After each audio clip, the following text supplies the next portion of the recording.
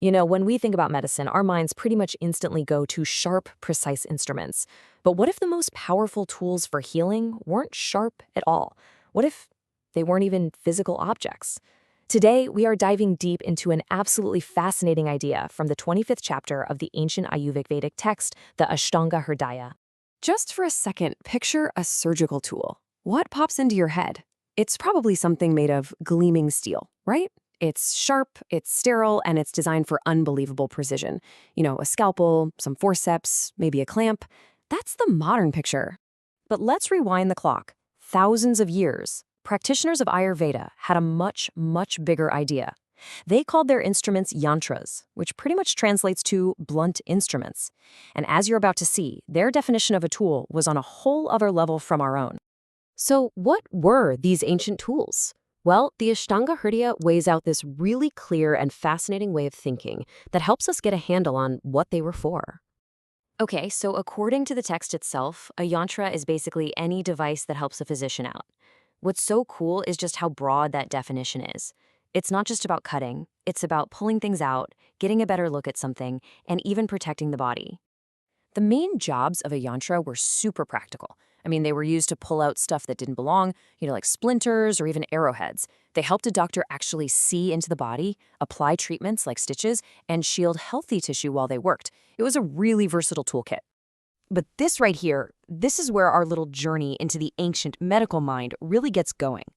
Because those physical tools, they were just the starting point. These ancient physicians basically asked a question that totally messes with our modern way of thinking. What else could be a tool?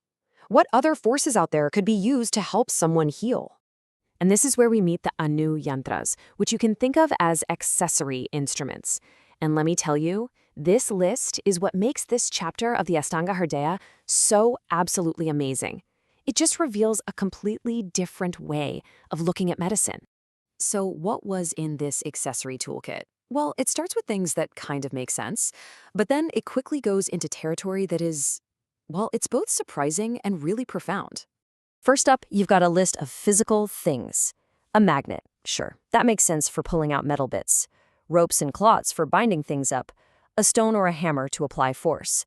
These all feel like pretty logical extensions of a physical toolkit. Nothing too wild, yet. And then, things get even more interesting. The texts also list parts of the human body as instruments. We're talking about the tongue for applying pressure, the nails for scraping, the hands and feet for manipulating things. The physician's own body becomes part of the toolkit. And now, for the most incredible leap of all, the Anu Yantras also included abstract forces. Yes, you are seeing that correctly. Time itself is listed as a tool, something that lets the body heal. Digestion, the body's own internal process, is considered an instrument. And then, most astonishingly, psychological states. Fear, which could be used to motivate a patient, and pleasure, used to bring comfort and help with recovery, were considered legitimate medical instruments. Okay, so with this huge array of tools, from magnets all the way to emotions, was there one single physical instrument that they considered the most important, the most indispensable one of all? Yes, there was. The text gives a special shout out to the Kenkamukha yantra. This instrument, probably a type of forceps, was praised for being so versatile. And I think this is brilliant because it illustrates the practical core of ancient surgery. Even with this giant philosophical view, they still valued a well-designed, reliable tool above all else for actually getting things done. But let's zoom back out from the specific tools for a second and just look at the big picture. What does this incredibly inclusive list tell us about how ancient Ayurvedic practitioners approached medicine? Because at the end of the day, this was not just a catalog of items.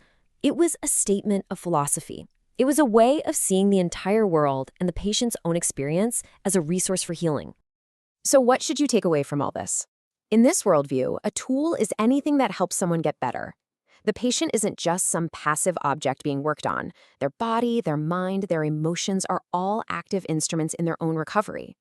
This is a profoundly holistic perspective, where the doctor's job is to skillfully apply not just a scalpel, but also time, comfort, and maybe even a little bit of fear, all to restore balance. And that really leaves us with one final thought.